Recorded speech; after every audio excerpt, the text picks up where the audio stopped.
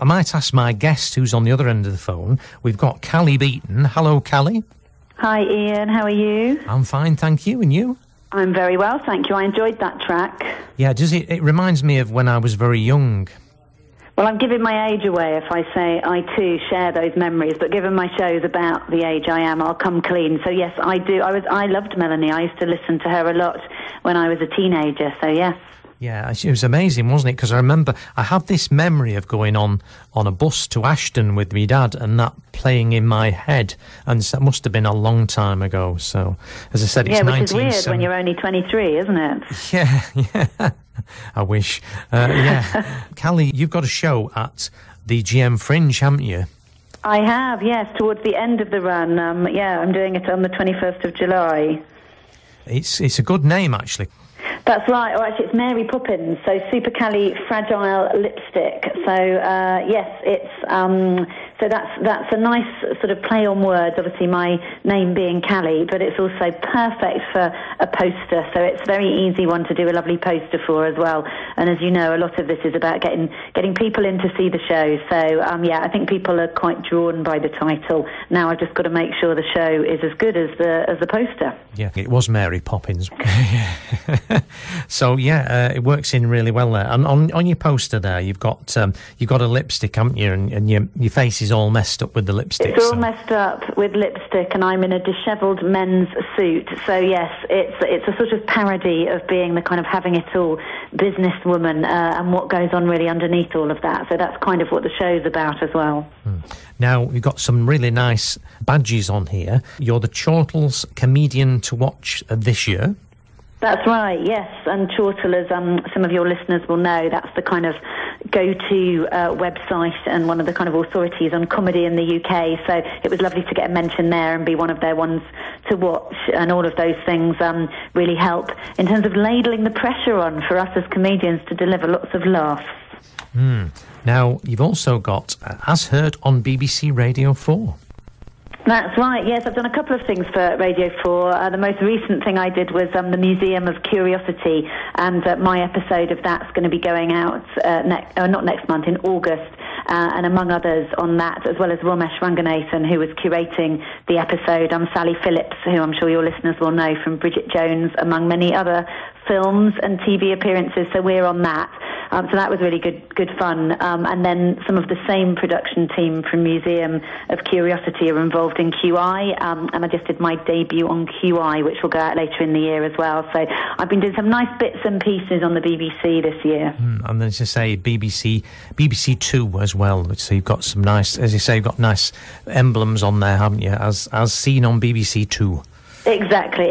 So it's nice to be getting some. At my age, it's nice to be getting some TV work. You know, lots of people said to me, if you break into stand-up when you're 45, the best you'll ever hope to do is radio. Although, obviously, don't need to tell you that radio is a great thing to do. So I do love doing radio, but it's lovely to do some stuff where I'm actually seen as well. Yeah, so that's it. You're seen, your voice is heard, and you're doing a plethora of media there, aren't you? Yeah, no, I do lots of stuff. I've worked in the media all my life. So I've worked in telly behind the cameras all my life, really. So I've had a sort of 25-year-long career doing that, and I still do that by day part of the time. So I kind of know what the platforms are out there and what you want to be achieving when you're on stage or on screen. But managing to do it's a whole other kettle of fish. Was it quite a step forward when you went into doing these shows? Was it quite frightening, or was it something you wanted to do? Yeah, I kind of always wanted to do it, really. And I went to drama school. I studied drama at Goldsmiths College, and I always wanted to be a presenter or an actor. And then I kind of got into being kind of on the other side of things and not really doing the on-stage, on-screen stuff. And then I've been a single parent of 2 kids who are now virtually grown-up kids. So I just thought I can't really start doing what's effectively a night job of comedy when I've got 2 kids to look after. You know, you can't be getting a babysitter every time you want to do an open mic gig. So then I sort of thought I wasn't going to do it and I'd missed the boat. and a few people sort of urged me to go and do it. And this is a very name-droppy thing to say, but I had the pleasure of working with Joan Rivers about a year before she died. And after spending a week with her, she was one of many people who said, "You really got to give this stand-up a go, Callie." And I thought, if Joan Rivers has told me to do it, it is not too late, and I'm going to have a go. So, so I first took to the stage, as I said, at 45, which is about 20 years later than most comics start out. Yeah, so it's never too late, is it? I hope not. I mean, time will tell, I suppose, and 45 is young compared to somebody who might start out at 60. So it's all relative. But yes, I have. It's been. It's actually a lovely thing to do because I'll say our age, Ian. I don't know if we're the same age, but you sort of assume that life might get a bit narrower as you get older. And actually, the lovely thing about doing what I do is life just gets broader and broader, and you don't quite know what's around the corner. And I always think that's a very joyous thing. It is, yeah. I noticed since I've been doing community radio, I've done things that I would never have done, never could have imagined doing before. Exactly. So it is, it's a real privilege to do it. And people say, is it scary doing stand-up? And it's kind of a little bit different. I've done a lot of corporate presenting and emceeing throughout my career, so I'm kind of used to public speaking. And there's something quite pure about doing stand-up because it's a really clear sort of transaction and relationship with the audience, and if you're funny, they'll laugh, and if you're not, they'll let you know by silence or heckling. So there's not really anywhere to hide from it. It's quite straightforward. Doesn't mean it's easy, but you sort of know where you are, and I rather like that. It's a bit of a breath of fresh air, I think.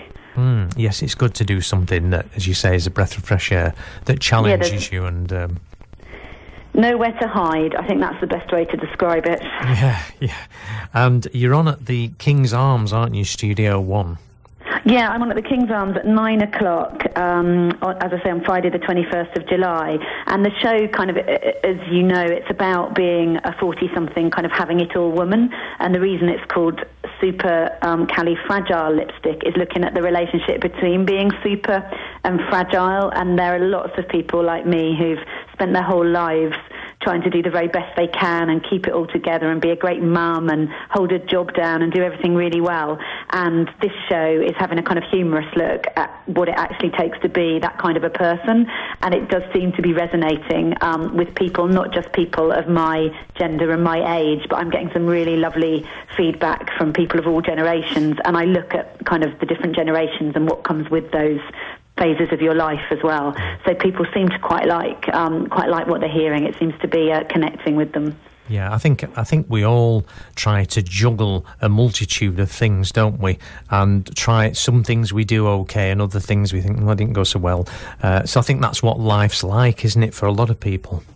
Yeah, and we all think, one of the things I learned, I used to be an executive coach and for sort of senior people in business.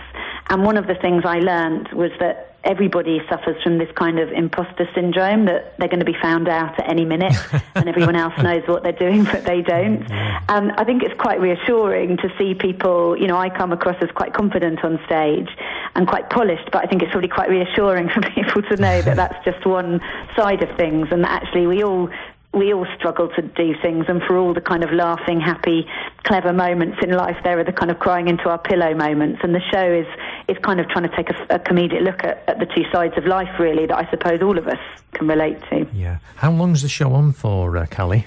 It's only that one night at the Manchester Fringe, Ian. So what I'm doing is I'm doing previews and work-in-progress shows up and down the country at different Fringe shows, all with a view to building it up to a point of near perfection by the time I take it to the Edinburgh Fringe. And I'm doing the run in August up in Edinburgh. So this is all kind of the road to Edinburgh, really. But it's certainly it's a far way down the line of a work in progress. So it's a very sort of solid show. There might be a few jokes that make their debut and their farewell performances on the 21st in Manchester, but hopefully most of it is stuff that will stay in the final show. So it should be a good laugh and a good sort of uplifting night out. Yeah, I know when I spoke to Zena and Lisa, who are the directors of the GM Fringe, they said it's a very good test bed for people to try things out. It's really good, and you get different audiences. You know, I do lots of different. I'm doing one in Dorset this weekend. I'm a Fringe show, and you do them up and down the country. But actually, what I will say, and I'm not just saying this because it's your Salford City Radio, but a lot of comics really love doing Manchester.